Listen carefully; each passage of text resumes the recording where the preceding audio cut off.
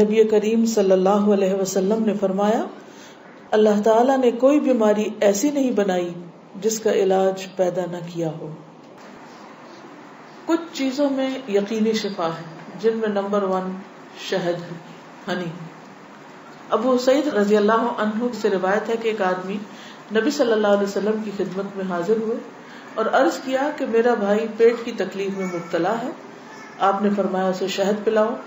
پھر دوسری مرتبہ وہی صحابی حاضر ہوئے، آپ نے اسے اس مرتبہ بھی شہد پلانے کے لیے کہا.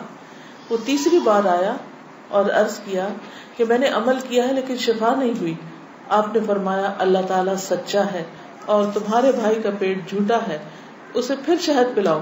چنانچہ انہوں نے پھر شہد پلایا تو اسے تندرستی ہو گئی. کیونکہ قرآن مجید میں آتا ہے نا کہ شہد کے بارے میں کہ وہ شفا ہے، فیہ شفاء للناس. کلونجی میں شفا ہے. نبی صلی اللہ علیہ وسلم نے فرمایا سیاہ دانوں میں ہر بیماری سے شفا ہے سوائے موت کے. عجوہ کھجور، رسول اللہ صلی اللہ علیہ وسلم نے فرمایا عجوہ جنت کے پھلوں میں سے اور اس میں زہر سے شفا. یعنی اگر آپ سمجھتے کہ آپ کے جسم میں آپ کو بلڈ پوائزنس ہو گیا ہے یا ویسے آپ کے اندر بہت ٹاکسنز ہو گئے ہیں تو اس صورت میں بھی آپ اس سے فائدہ اٹھا سکتے ہیں. نبی صلی اللہ علیہ وسلم نے فرمایا جو شخص روزانہ چند عجوہ کھجوریں کھا لیا کرے اسے اس دن رات تک زہر اور جادو نقصان نہیں پہنچا سکیں گے.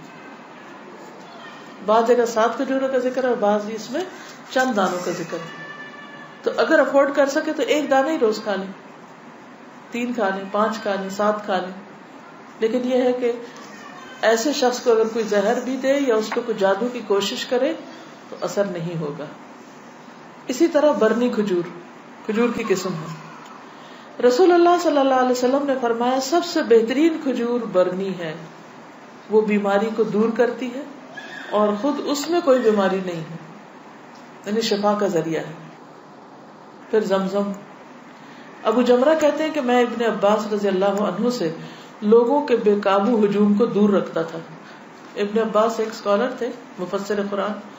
تو لوگ ہجوم کر دیتے تھے ان پر، لیکن کچھ عرصہ نہ جا سکا.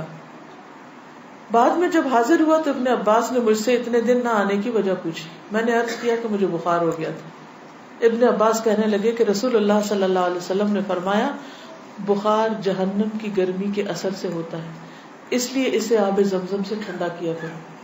یعنی بخار کے مریض کو آب زمزم پلائیں بھی، ماتھے پہ پٹیاں بھی کریں، چھڑکاؤ بھی کریں، کسی بھی طریقے سے اس کو ٹھنڈا کریں زمزم کے ساتھ. پھر پانی سے علاج. نبی صلی اللہ علیہ وسلم نے فرمایا جب کسی کو بخار ہو جائے تو 3 رات سحری کے وقت اس پر ٹھنڈا پانی بہایا جائے، یعنی صبح ارلی مارننگ. اب یہ وقت آپ نے خود مقرر کیا ہے، اس لیے اس وقت کی پابندی کرنا مسنون طریقہ ہوگا. بعض اوقات لوگ خود سے خود ایسی چیزیں اپنے لیے لازم کر لیتے ہیں، وہ ٹھیک نہیں. پھر ہے گائے کا دودھ. عبداللہ سے روایت ہے کہ رسول اللہ صلی اللہ علیہ وسلم نے فرمایا اللہ تعالیٰ نے بڑھاپے کے علاوہ ہر بیماری کا علاج نازل کیا ہے. گائے کا دودھ لازمی طور پر استعمال کیا کرو کیونکہ یہ ہر قسم کا درخت چرتی ہے. یعنی جو جانور مختلف درخت چرتے ہیں پھر ان کے دودھ کے اندر اس کا اثر آ جاتا ہے. وہ ایک طرح سے ان کے دودھ میں بہت ساری میڈیسنز خود بخود شامل ہو جاتی ہیں. حجامہ کے ذریعے علاج. ابن عباس بیان کرتے ہیں نبی صلی اللہ علیہ وسلم نے فرمایا بہترین دن جس میں تمہیں سینگی لگوانی چاہیے وہ چاند کا 17واں 19واں اور 21واں دن ہے. معراج کی رات فرشتوں کے جس گروہ کے پاس سے بھی میں گزرا اس نے یہی کہا اے محمد صلی اللہ علیہ وسلم سینگی لگوانے کا اہتمام ضرور کرنا، یعنی حجامہ ضرور کروانا. فرشتوں کی ہر جماعت نے آپ کو یہی مشورہ دیا. انس رضی اللہ عنہ کہتے ہیں کہ رسول اللہ صلی اللہ علیہ وسلم نے فرمایا جب تم میں سے کسی کا خون بھڑکنے لگے، یعنی بلڈ پریشر ہو جائے، بی پی ہائی ہو جائے، تو وہ سینگی لگوائے، کیونکہ خون کے جوش مارنے سے آدمی کی موت واقع ہو سکتی ہے. یعنی بعض اوقات بی پی کے ہائی ہونے سے انسان مر سکتا ہے. پھر کھمبی کے پانی میں شفا ہے. کھمبی جو من کی ایک قسم ہے جس کو یہ کہتے ہیں مشروم، اور اس کا پانی آنکھ کی دوا ہے. عود ہندی میں شفا ہے. ام قیس سے مروی ہے کہ میں اپنے ایک لڑکے کو لے کر حضور صلی اللہ علیہ وسلم کی خدمت میں حاضر ہوئی. میں نے اس کی ناک میں بتی ڈالی تھی، اس کا حلق دبایا تھا، چونکہ اس کو گلے کی بیماری ہو گئی تھی. آپ نے فرمایا تم اپنے بچوں کو انگلی سے حلق دبا کر کیوں تکلیف دیتی ہو؟ یہ عود ہندی لو، اس میں 7 بیماریوں کی شفا ہے. ان میں سے ایک ذات الجنب، پسلی کا ورم یعنی کہ نمونیا. اگر حلق کی بیماری ہو تو اس کو ناک میں ڈالو، اگر ذات الجنب ہو تو حلق میں ڈالو. یعنی بعض چیزیں ناک کے راستے بھی ٹپکائی جا سکتی، بعض گلے میں ڈالی جا سکتی. جنگلی بکری کے گوشت میں شفا، ہنٹنگ کا جو گوشت ہے نا. انس بن مالک سے روایت ہے کہ رسول اللہ صلی اللہ علیہ وسلم نے فرمایا ارق النساء سے شفا حاصل کرنے کے لیے جنگلی بکری کے ران کے اوپر والے کمر سے متصل حصے کو پگھلایا جائے، پھر اسے 3 حصوں میں تقسیم کیا جائے اور مریض نہار منہ 3 دن یعنی ہر روز ایک حصہ پیے. یعنی اس کو سوپ بنایا جائے، پگھلایا جیسے مراد یہ کہ اس کو بالکل اس کو ملیدہ بنا لیا جائے. کون سے حصے کو؟ ران کے اوپر کے حصے کو.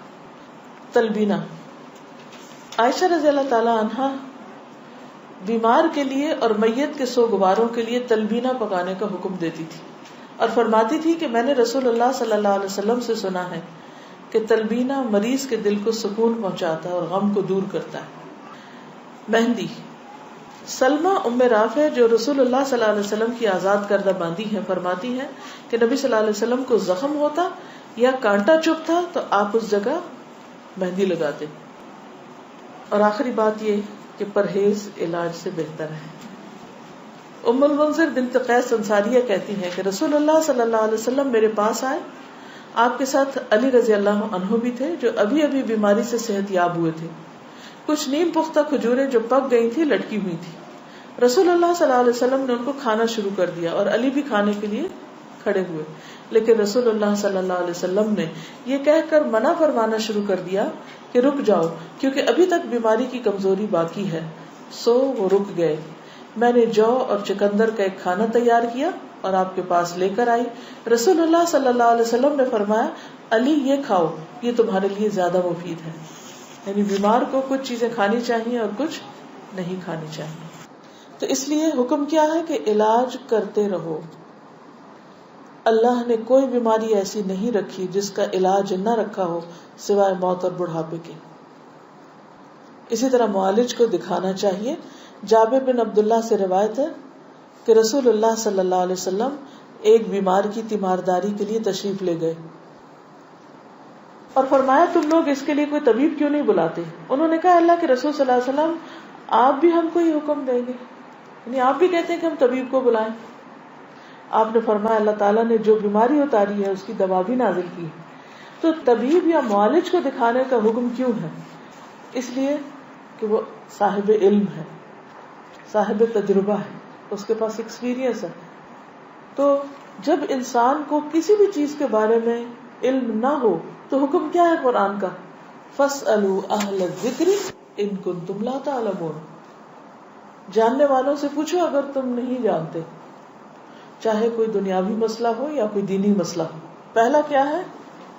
توکل، اللہ پہ بھروسہ کہ شفا مجھے دے گا تو وہی دے گا. اور جو بھی کچھ کرے اس میں یہ نہ سمجھے کہ اس چیز کے اندر کوئی چیز ہے، وہ اللہ ہی نے ڈالی اس وقت. دوسری چیز ہے دعا کرنا، دعاؤں سے علاج. تیسری چیز صدقہ کرنا. کوئی بیماری آئے تو صدقہ کیا جائے. ہمارے عام طور پر کالے بکرے کا صدقہ کیا جاتا ہے، تو اس کے لیے ضروری نہیں آپ چاہے بکرے کا کریں، چاہے مرغی کا کریں، چاہے کسی چڑیا کا کریں، چاہے کوئی بھی صدقہ کریں، چاہے کھانے کی چیز کا کریں یا کوئی کپڑے کا یا کسی بھی شکل میں. حضرت حسن بصری سے روایت ہے کہ رسول اللہ صلی اللہ علیہ وسلم نے فرمایا داؤ مرضاکم بالصدقہ، اپنے مریضوں کا علاج صدقہ کے ذریعے کیا کرو. یعنی آپ کو کوئی تکلیف ہوئی فوراً جا کے صدقہ نکال دیں. تیسری چیز کتاب اللہ سے علاج، یعنی قرآن مجید شفا ہے. اور یہ کہاں سے پتہ چلتا ہے؟ خود قرآن مجید سے ہی پتہ چلتا ہے. وَنُنَزِّلُ مِنَ الْقُرْآنِ مَا هُوَ شِفَاءٌ وَرَحْمَةٌ لِّلْمُؤْمِنِينَ وَلَا يَزِيدُ الظَّالِمِينَ إِلَّا خَسَارًا. اور ہم قرآن میں جو کچھ نازل کرتے ہیں وہ مومنوں کے لیے تو شفا ہے اور رحمت ہے، مگر ظالموں کے خسارے میں ہی اضافہ کرتا ہے. تو قرآن مجید میں جو کچھ ہے وہ سارے کا سارا شفا ہے. لیکن یہ جو کسی پہ خود سے پابندی خود ساختہ لگا دینی ہے نا کہ 300 بار پڑھو یا 1000 بار پڑھو یا رات کے وقت پڑھو یا صبح کے وقت پڑھو یا عشاء کے بعد پڑھو، وہ بعض اوقات لوگوں کو بلا وجہ کی مشقت میں مبتلا کرنا ہوتا ہے. اور نبی صلی اللہ علیہ وسلم کی سنت سے اس کا کوئی ثبوت نہیں کہ آپ نے صحابہ کو کوئی خاص نمبر بتایا ہو اور یہ کہا ہو کہ یہ اس وقت میں بیٹھ کے پڑھو یا اندھیرا کر کے پڑھو یا پانی کے کنارے پہ جا کے بیٹھ کے پڑھو. یہ پھر خود ساختہ پابندیاں ہو جاتی اور لوگ بھی ڈرنے لگتے ہیں کہ اگر یہ 41 دن نہ پڑھی یہ چیز تو کام نہیں ہونے کا. نہیں، اللہ تعالیٰ تو ایک دفعہ سے بھی سنتے ہیں. لا الہ الا انت سبحانک انی کنت من الظالمین. اصل چیز ہے کہ اخلاص اور شوق کے ساتھ انسان پڑھے. صرف اس کو ایک رٹو طوطے کی طرح رٹتے رہتے ہیں، پڑھتے رہتے ہیں، نہ کوئی یقین ہوتا ہے، نہ کوئی روح ہوتی ہے اور نہ ہی کوئی سمجھ ہوتی ہے کہ کیا پڑھ رہے ہیں. یہ ٹھیک نہیں. اسی طرح غیر شرعی علاج سے بھی پرہیز کرنا چاہیے. قیس بن سکن اسدی کہتے ہیں کہ عبداللہ بن مسعود نے اپنی بیوی کو دیکھا کہ اس نے خسرے کی بیماری کی وجہ سے تعویذ پہنا ہوا تھا. خسرہ کی بیماری معلوم ہے، جو سارے جسم کے اوپر وہ دانے آ جاتے ہیں. آپ نے اسے سختی سے کاٹا اور کہا کہ عبداللہ کی آل شرک سے بیزار ہے. ہم نے رسول اللہ صلی اللہ علیہ وسلم سے یہ بات بھی یاد کی ہے کہ بلا شبہ جھاڑ پھونک، تعویذ اور محبت کا جادو شرک ہے. یعنی کسی کو مسخر کرنے کے لیے جادو کرنا، کوئی ایسے ٹوٹکے کرنا، وہ بھی شرک میں آتا ہے. یعنی بعض خواتین ہوتی ہیں نا، وہ اپنے شوہر کا دل جیتنے کے لیے بابوں کے پاس چلی جاتی ہیں، وہاں سے کچھ عملیات کرواتی ہیں، تو یہ شرک میں آ جاتا ہے. اسی طرح کوئی چیز باندھ کے اسے گلے میں لٹکا لینا، یہ بھی درست نہیں. اس کو پڑھنا چاہیے. اور شرک یا دم جو ہے یہ سب کچھ پھر شرک میں شامل ہو جاتا ہے. اسی طرح حرام ادویات بھی منع ہے. نبی صلی اللہ علیہ وسلم نے حرام ادویات کے استعمال سے منع فرمایا ہے. ابو ہریرہ سے روایت ہے، سنن نبی داؤد. آپ نے فرمایا جس نے حرام چیز کے ساتھ علاج کیا اللہ تعالیٰ اس کے لیے اس میں شفا نہیں رکھے گا. یعنی حرام شفا نہیں دیتا، وہ مزید کسی بیماری کو بڑھانے کا ذریعہ بن جاتا ہے. آج کل آپ دیکھیں کہ کتنا زیادہ سائیڈ ایفیکٹس کے بارے میں آپ سنتے ہیں. تو بعض اوقات ایسی دوائیاں جو ایک مرض کو بظاہر کیور کرتی ہیں، وہ اپنے ٹاکسنز اور جگہوں پر اتنے زیادہ پیدا کر دیتی ہیں کہ جس سے ایک مرض جاتا ہے تو ایک اور نکل آتا ہے، وہ مکمل شفا نہیں ہوتی. الکوہل سے علاج کرنا منع ہے. بعض لوگ کھانسی وانسی میں وہ دیتے ہیں نا برانڈی، اور کہتے ہیں بس ایک چمچہ بچے کو پلا دو تو ٹھیک ہو جائے گا. چاہے اس سے وہ ٹھیک ہو بظاہر، لیکن وہ مزید مرض پیدا کرنے والی ہے، وہ شفا کا ذریعہ نہیں بلکہ بیماری ہے. نبی صلی اللہ علیہ وسلم نے جو فرمایا کہ 3 چیزوں میں شفا ہے، اس میں ایک شربت اصل، شہد پینا، اور دوسرا شرطت محجم، یعنی اس کے کٹ میں وہ جو حجامہ والا کٹ لگاتا ہے، اور تیسرا داغنا. تو میں تمہیں داغنے سے منع کرتا ہوں. 2 طریقے ٹھیک ہے، شربت اصل ٹھیک ہے، شرطت محجم ٹھیک ہے، لیکن داغنا ٹھیک نہیں.